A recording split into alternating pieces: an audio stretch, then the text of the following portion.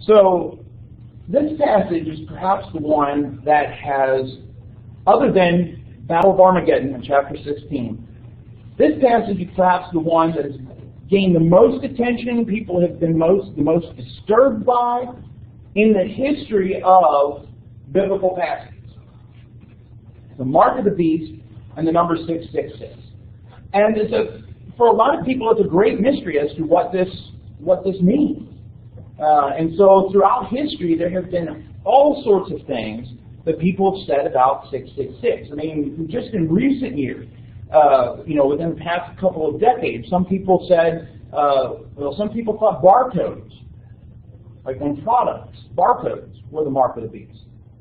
Right? Because you have to use them to buy or sell, right? And so you have, some people thought it referred to that at some point you're going to have to get a microchip implanted in your hand.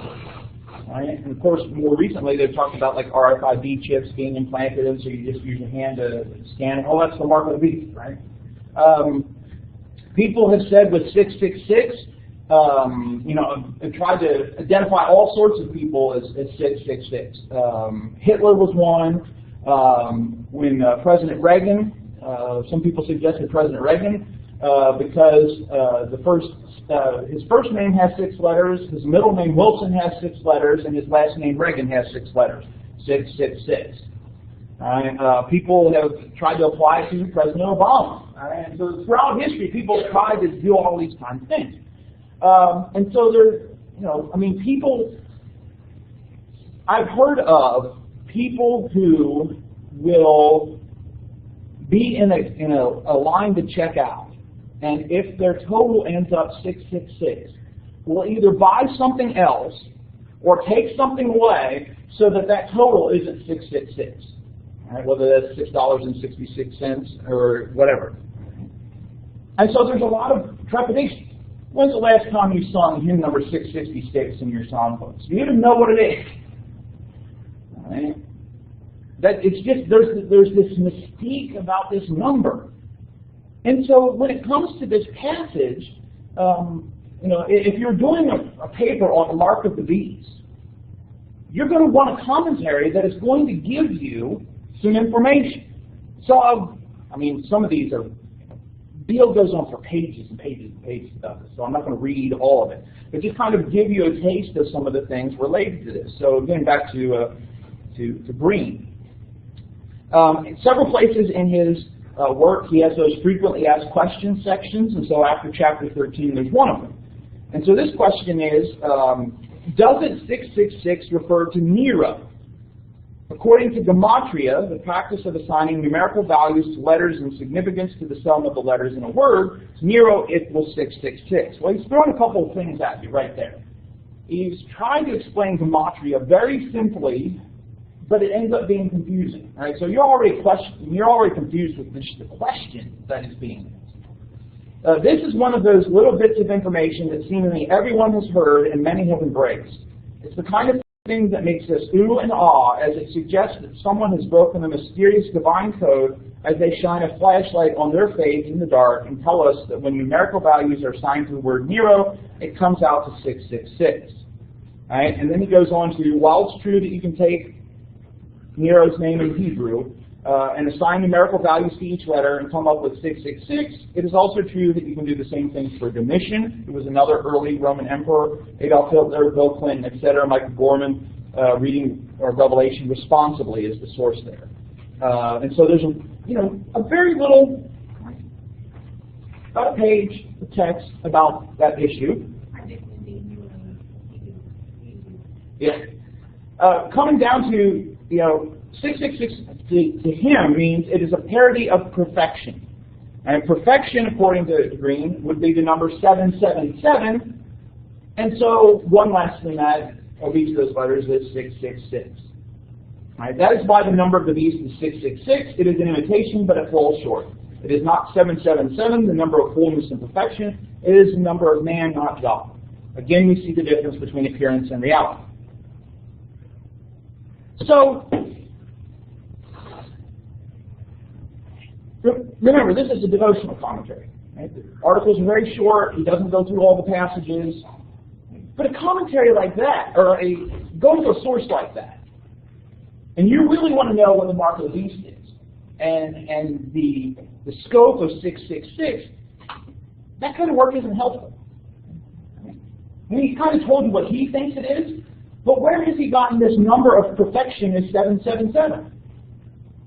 Why wouldn't the number of perfection be 7 sevens instead of 3 sevens? All right? I mean, 7 is an important number in Revelation, and probably most of the time it symbolizes perfection. But wouldn't 7 sevens be perfection, which you would need 6 sixes for imperfection? Why 3? Okay, so he doesn't really give you a good issue, and he really sidesteps the issue of gematria, which is a very important part of this. And so, that's not really going to help you. Another rather short commentary, right? So something like Revelation, you want it straight to the point. N.T. Wright's Revelation for Everyone. I really enjoy reading a lot of N.T. Wright's material. He's a New Testament scholar. He was an Anglican bishop. He's not anymore. But he's written some really good stuff about the certainty of the resurrection, about why we can be certain that Jesus is risen. Right? And so I really like reading him. But just because I like reading him doesn't mean I should approach this book and say, I'm going to accept whatever N.T. Wright says. But what does he say about this, right? So the idea about this book is it's revelation for everyone. Meaning that he's trying to break it down so anyone can understand Revelation. Now, there's some good things about that. There's some bad things about that. It's good in that it is something that should be fairly easy to understand, especially Revelation being a very difficult subject. But it might not provide you the most information you need if you were doing a paper on this. So what does Wright say about this? Again, Wright doesn't talk too much about those introductory issues. If he were writing, because he can, if he were writing a scholarly commentary, an academic commentary, he would go into that, just because I've seen his other works and that's what he would do. But this, again, is more of a popular level work. So what does he say? Right? The final verse of the chapter, you got to imagine like I'm saying this in a British accent, because N.T. Wright's British, so it probably makes it better if you're thinking in a British accent. The final verse of the chapter is one of the most famous in the whole book. It offers the greatest parody of all. It is more or less certain, and that's what it said, it is more or less certain, that the number 666 represents, by one of many formulae well known at the time, the name Nero Caesar when written in Hebrew characters. Many peoples in many languages use letters as numbers as we would if we devised a system where A equals 1, B equals 2, and so on. The monster who was, is not, and is to come looks pretty certainly to be Nero. But the number 666 isn't just a cryptogram, it's also a parody. The number of perfection, not least for John, would be, we assume, 777. Again, why assume? He doesn't give you any reason to assume 777 would be the number of perfection. Some have even suggested that the name Jesus comes out in some systems as 888, a kind of super perfection. But for John, there is little doubt. Nero, and the system he represented and embodied, was but a parody of the real thing, one short of the right number 3 times over. Jesus was the reality, Nero just a dangerous, blasphemous copy. We do well to recognize this, but we also do well to search our consciences and our own societies and inquire to what extent we too have been deceived by fakes posing as real things. So, again, he kind of gives you what he thinks the option is, Nero. But he doesn't go much into other options. And he doesn't really go much into why he thinks it's Nero. So if you're doing a paper for a research paper for a course, that's probably not going to help you. And if you're trying to, let's say you somehow got assigned a Bible study on Revelation, right? Which I enjoy teaching, so that wouldn't be a problem for me. Plus, if you're looking for a course in spring, I'm teaching Revelation in spring, so feel free to come on. We'll talk about this in much more detail. Of course, that might have just stopped you from taking Revelation in spring. But that kind of situation, it's going to give you an answer, but it doesn't give you the answer why you should accept that answer. And so if you just kind of blindly accept this because it's easy to understand, then you may or may not be getting the right answer. Simply because it's understandable doesn't mean that it's necessarily the right option. Craig Kester, here's another one. He too goes into gematria. He too also kind of suggests that it's Nero that's referred to there. But one of the things that he goes into is goes through a little bit of a deeper understanding. Before John offers an alternative to submitting to the beast, he piques their curiosity by linking the name of the beast to the number 666. In one sense, it may be sufficient to note that the 666 connotes imperfection. Right? Again, we have this, that's an option. Previously in Revelation, completeness and blessing have been associated with the number 7.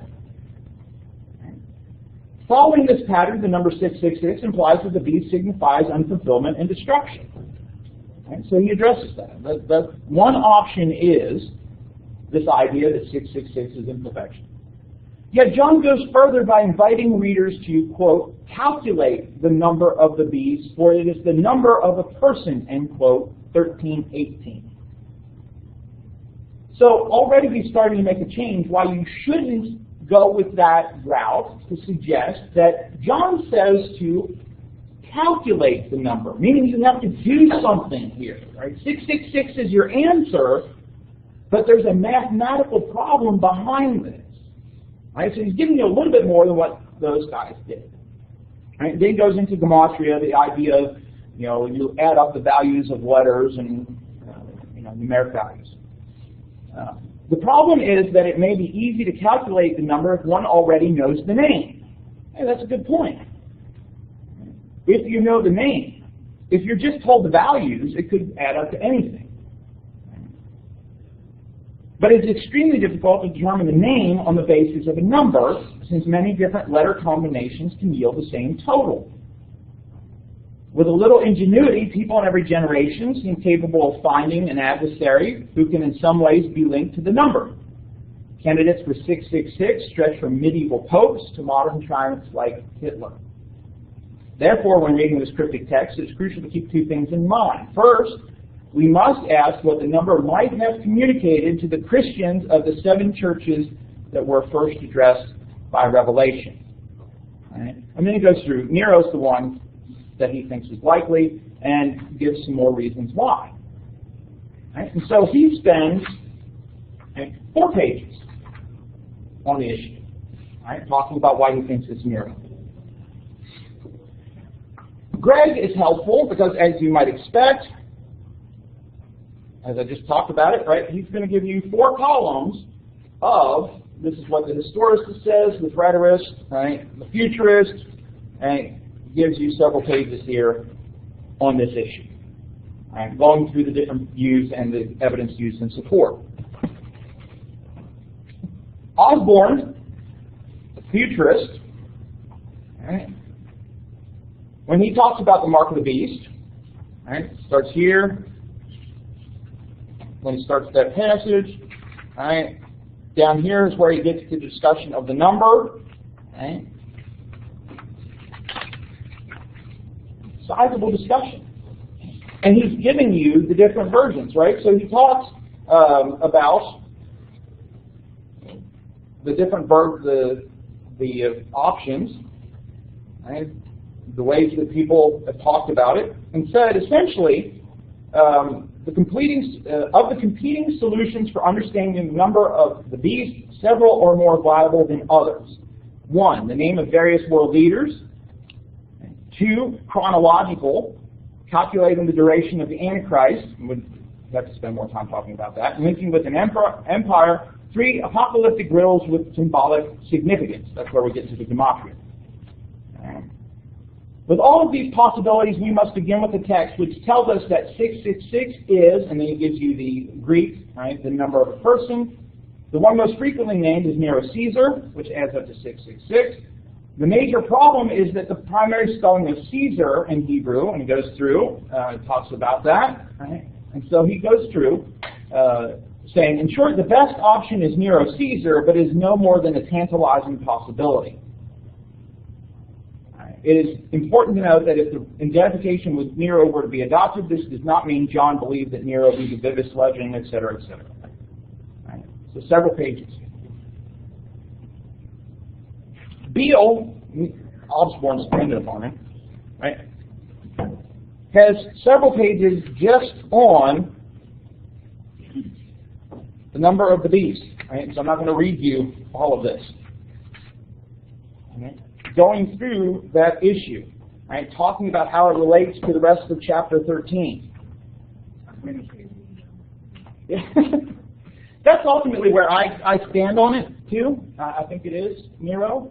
But if you don't have a position, right, or you're really wanting to do a paper on it, then a commentary that gives you all the options is going to be more beneficial than a commentary that just tells you, oh, it's this, by the way. Questions or comments? Anything we need to clarify?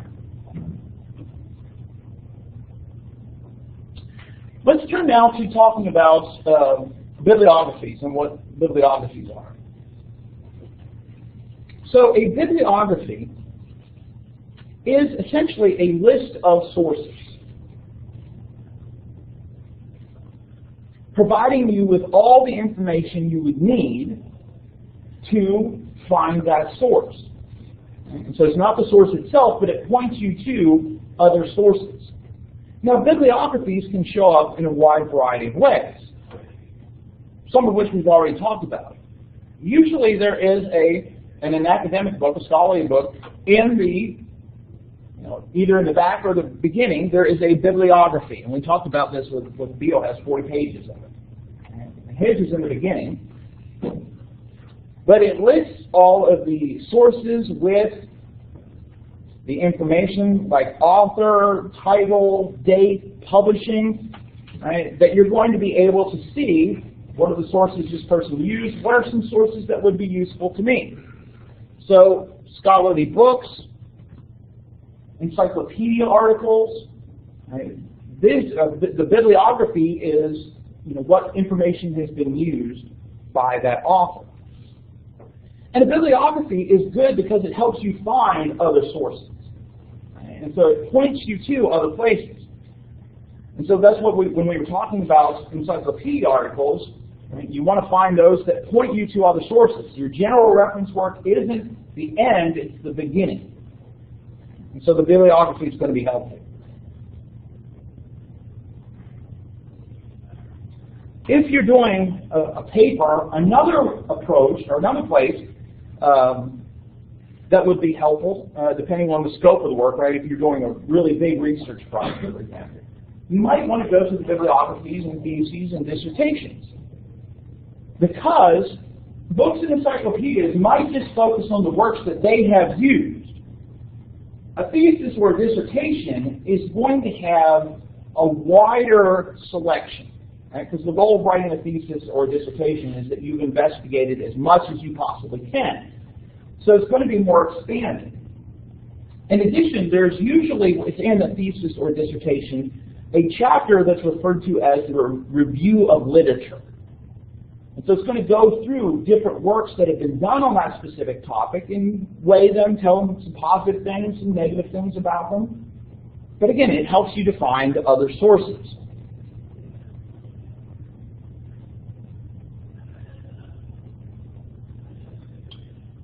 There are, however, books that are just bibliographies. And that is their sole purpose, is to provide you a list of works on a specific topic or a variety of topics.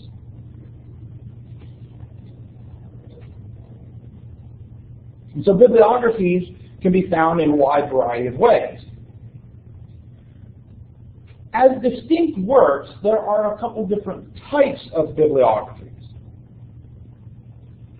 One type is the general bibliography.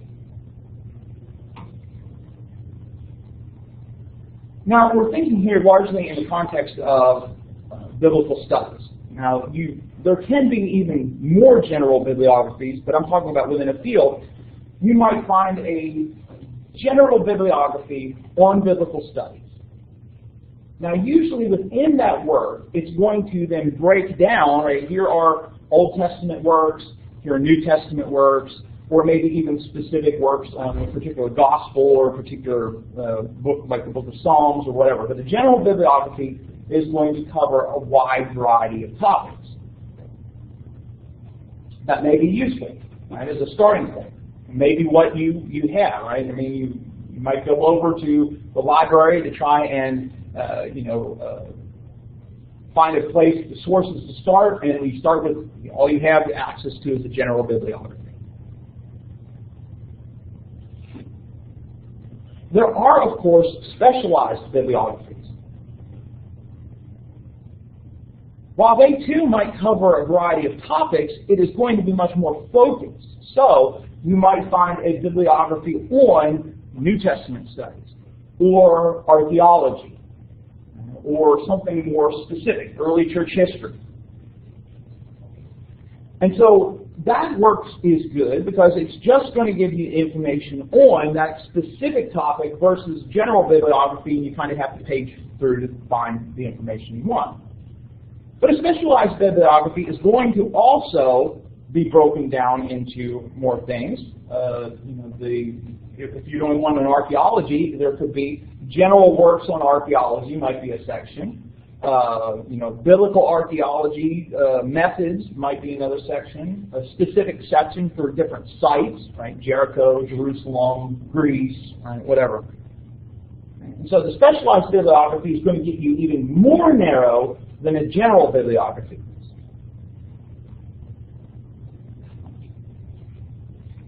Sometimes, though, it might be helpful to look at bibliographies in related fields. Even though you might be focused on biblical studies, it might be worthwhile to look at bibliography in history, particularly, let's say, Greco-Roman or Jewish history, that are going to be broader maybe than just biblical text. And so you have to think about, okay, I'm looking for sources. Are there other places I could look that might be helpful?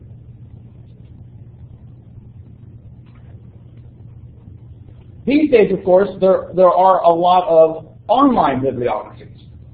Right? There's different scholars, grad students, libraries that individuals have put together, and they're available online to help other people out. Right? Here's, I've been working on this topic, and so here's a list of works. And so if you're interested in this topic, right, here's a list of works. So it might be helpful sometimes to just do a Google search for bibliography, ancient Near East, things like that. And so, there are a wide variety of sources available for you to find the information you need. Again, these are going to point you to other works. So bibliography isn't something that is, you're going to look there and find your answers. But it is going to point you to other things that might be helpful. So always be thinking about, when you start a research project, where are some of the places I can go to find information? Well, as we talked about before, those general reference works can be a good start. But the bibliographies are also going to be a good start, whether that's the bibliography in an article or a book, or a bibliography that's specifically for a specific topic in biblical studies.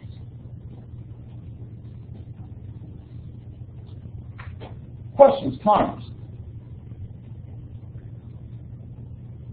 All right, we'll go ahead and end there today. Don't forget, on Monday, we're going to focus on one last section before the midterm, and the midterm is a week from today. So be looking over that today, guys, be preparing for that. And don't forget the philosophy of ministry essay due tomorrow by the end of the day. You don't need any sources. You probably should refer to some biblical passages, but this is not a research paper, so you don't need anything else. I'm just looking for your views on ministry related to some of the specific topics that are listed there in the assignment. All right. you know, all in one day.